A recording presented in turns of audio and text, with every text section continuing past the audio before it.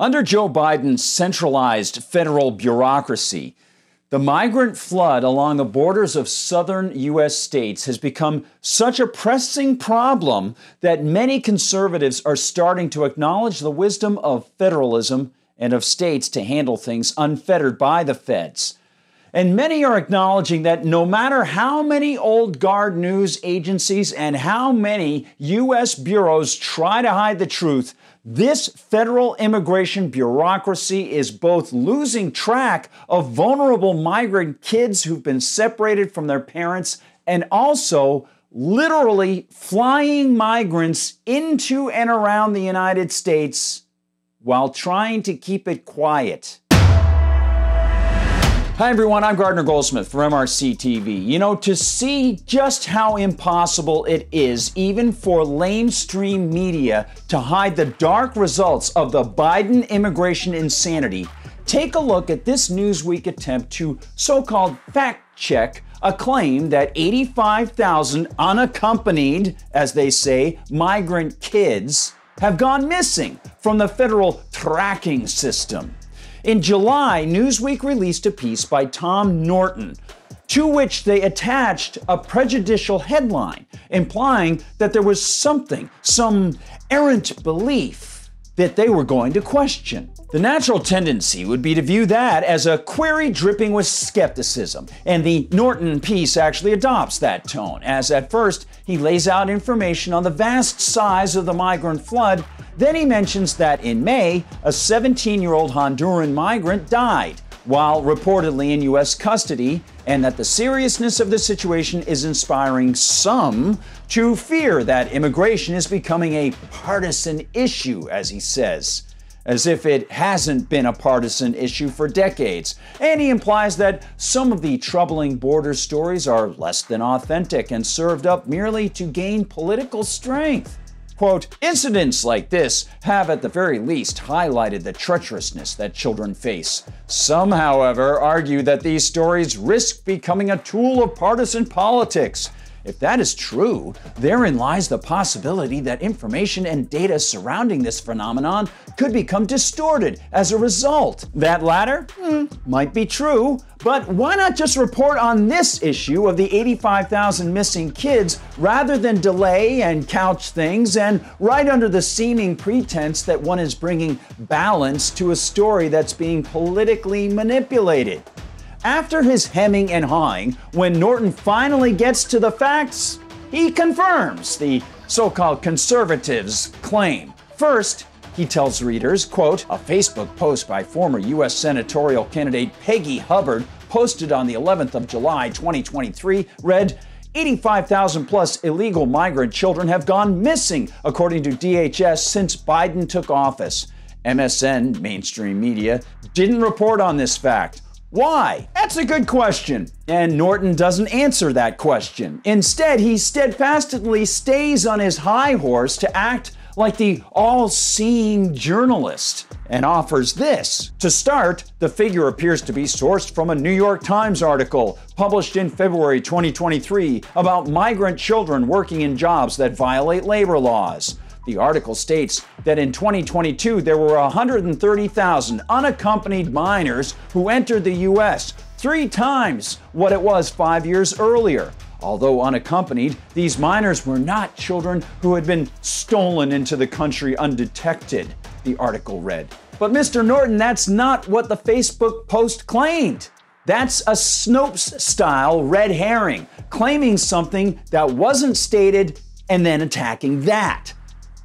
Mr. Norton continues, quote, it added, the federal government knows they are in the United States, and the Department of Health and Human Services is responsible for ensuring sponsors will support them and protect them from trafficking or exploitation. All of which seems solid, except that once we discover the truth, that the kids are unaccounted for, no one can make any claim about where the kids might be. They could be in Timbuktu. Undaunted, Norton adds, quote, the Times report also included figures attributed to the Department of Health and Human Services, HHS, about monitoring checks carried out on all unaccompanied minors who'd been homed after entering the US, which merely drags out the length of time it takes for the reader to see that, what? The claim is 100% correct and verified by the feds. Writes Norton, quote, "This is where the 85,000 missing figure appears to have come from. While HHS checks on all minors by calling them a month after they begin living with their sponsors, data obtained by the Times showed that over the last 2 years, the agency could not reach more than 85,000 children," the article read. Overall, the agency lost immediate contact with a third of the migrant children. In other words, the HHS lost the children. 1/3 of the children it had handled under that system are now missing and may never be found by any government apparatchik. Why not just report on it as a story? Why frame it in the skeptical lens and never actually openly state that, well, yeah, this is happening right now under this command and control insult to states, especially those in the South? And why not acknowledge the fact that the Biden administration also has been flying migrants around the country to resettle them while keeping the resettlements off the official books? It took a Freedom of Information Act move by the Center for Immigration Studies to uncover the fact that the Biden administration over the course of a year has facilitated more than 200,000 migrants to fly to airports inside the U.S. Thanks to CIS author Todd Bensman, we actually know this, quote, "A little-known part of the Biden administration's CBP-1 parole program permits inadmissible aliens to make an appointment to fly directly to airports in the interior of the United States, bypassing the border altogether. Partial data on the program, just obtained by the Center for Immigration Studies pursuant to a Freedom of Information Act request, reveals that more than 200,000 people from 4 countries have used this direct flight and parole program over the past year."